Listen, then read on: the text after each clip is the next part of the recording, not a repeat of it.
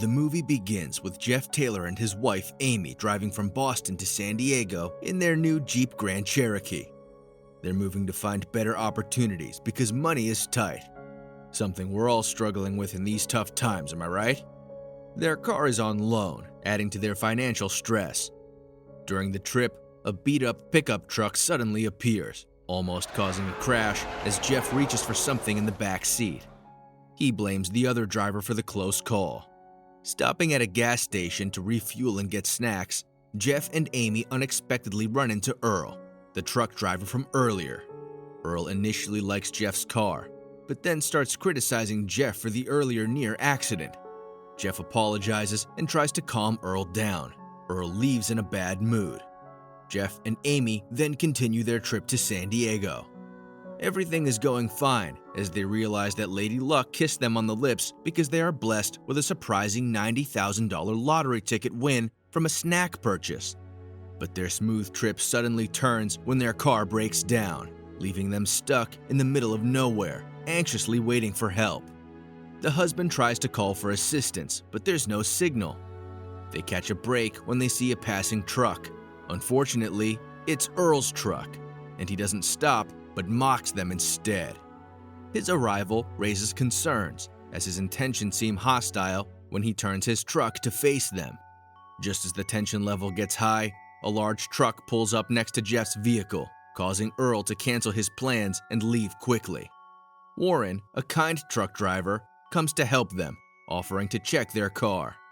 After a brief check, Warren thinks the car might have overheated. He suggests taking them to a nearby diner 5 miles away, where they can use a payphone and call for a tow truck. If you think Warren is a nice guy, subscribe to the channel. Despite Warren's kind offer, Jeff decides to wait on the road, letting the car cool down before trying to start it again. Amy considers taking the ride to call for a tow truck and get some cold drinks to beat the hot summer weather. With Jeff's agreement, she gets into Warren's truck, leaving him with the car.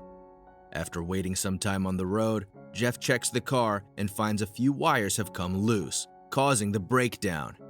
He reconnects the cables and the car starts working again. Jeff then drives straight to the diner to meet his wife.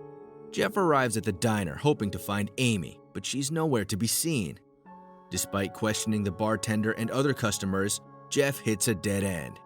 Frustrated, he leaves messages for Amy with the bartender and decides to search the town. While on the road, Jeff spots a truck that looks like Warren's and tries to get the driver's attention. To his surprise, the driver is Warren, but Amy is not with him. Warren denies knowing anything about a woman and claims he's never met Jeff. Confused, Jeff looks into Warren's truck but finds nothing. Just then, a police car catches his attention and he seeks help. Deputy Len Carver arrives and listens to Jeff's concerns. He investigates Warren, who claims he doesn't know Jeff or Amy. The cop checks Warren's truck thoroughly, but finds no signs of a struggle or evidence linking him to Amy's disappearance. Deputy Len starts to believe Warren's story, thinking Jeff might have mistaken the trucks. Based on similar cases he's seen, he suggests Amy might have left willingly. However, Jeff refuses to believe this, knowing he is in a relationship with his wife. With no proof, Deputy Len lets Warren go, leaving Jeff feeling helpless, still sure Amy was in that truck. At the police station, his anxiety grows as he observes numerous photographs of missing individuals, particularly middle-aged women like Amy. It hasn't been 24 hours since Amy's disappearance. The police won't take any action unless they receive a ransom call or find evidence of forced abduction. Filled with distress and fear for his wife's safety, Jeff again turns to the bartender, hoping for more information about Amy. Unfortunately, he is still unable to get answers. Growing increasingly desperate, Jeff forces the bartender to show him the customer receipts, hoping to determine if Amy has visited the diner. A heated argument flares between them, and it gets so bad that the bartender pulls out a gun, points it at Jeff, and forces him to leave the diner. A ray of hope shines when an innocent-looking man named Billy steps up, saying he saw Amy. According to Billy, Amy came into the diner in one truck, went inside, and then left with another man in a different truck. Billy says the man took her toward Route 7 by the river. Jeff asks for more details, but Billy says they don't share those with him, looking at the bartender who just came out to watch Jeff. Jeff asks Billy to go to the police with him, but Billy calls him dumb and says the police are already involved. Jeff takes matters into his own hands and heads toward Route 7 in search of Amy. However, he finds the road closed and comes face to face with an armed Earl. Jeff quickly reverses the car to escape, but Earl gives chase. Blocked by two vehicles, Jeff is forced onto another path that leads to a dead end. With Earl closing in, Jeff makes a brave move, driving down a slope and crashing his car into the river. To escape Earl, he abandons the vehicle and follows the water's flow, escaping immediate danger. Jeff manages to survive the encounter with Earl, but Earl takes his car. Suddenly, Billy, who turns out to be one of the gang that kidnapped Amy, confronts Jeff. They know about the $90,000 lottery win Jeff and Amy mentioned, which was just a random number they noticed on junk food during their trip. Jeff is shocked to see Warren, the mastermind behind it all. Warren orders Jeff to go to the town and arrange a wire transfer of the money within the next 50 minutes, threatening to harm Amy if he fails to comply. Jeff follows Warren's instructions with only $5,000 in the bank. He heads to the town's bank, where he's being watched every step of the way. The manager notices Jeff looking distressed inside the bank and starts to suspect something might be wrong. Jeff tries to explain, but a suspicious person nearby prevents him. The manager senses something and asks Jeff to wait while they prepare the money. While waiting, Jeff checks the bathroom discreetly for something he could use as a weapon, but he doesn't find anything. When he returns to his seat, he notices a blade is left there, seemingly left on purpose by the manager. After receiving the money, Jeff is instructed to find a car on the main road. Soon after, Earl arrives and demands the money. Jeff asks to see Amy first, but Earl pulls out a gun, forcing Jeff to comply. Earl hits Jeff in the face. Jeff's hands are then duct taped, and Earl calls his partners, admitting he tampered with Jeff's car at the gas station and plans to kill them. Jeff cuts through the tape with the stolen blade. When Earl opens the bag, he finds bundles of $1 bills instead of the $90,000. After a struggle, Jeff takes control of the car from Earl and restrains him. Jeff accelerates and brakes several times, pressuring Earl to reveal Amy's location at a truck stop. Just as things seem to be getting under control, Deputy Len arrives unexpectedly and orders Jeff to stop. Mistakenly believing Jeff is a criminal, Deputy Len ignores Jeff's pleas about Amy's abduction and Earl's involvement. Earl takes advantage of the moment to escape from the car and shoots at Deputy Len. Deputy Len fires back, hitting Earl and stopping him. After using the police radio to call an ambulance for Deputy Len, Jeff goes to the truck stop to find Amy.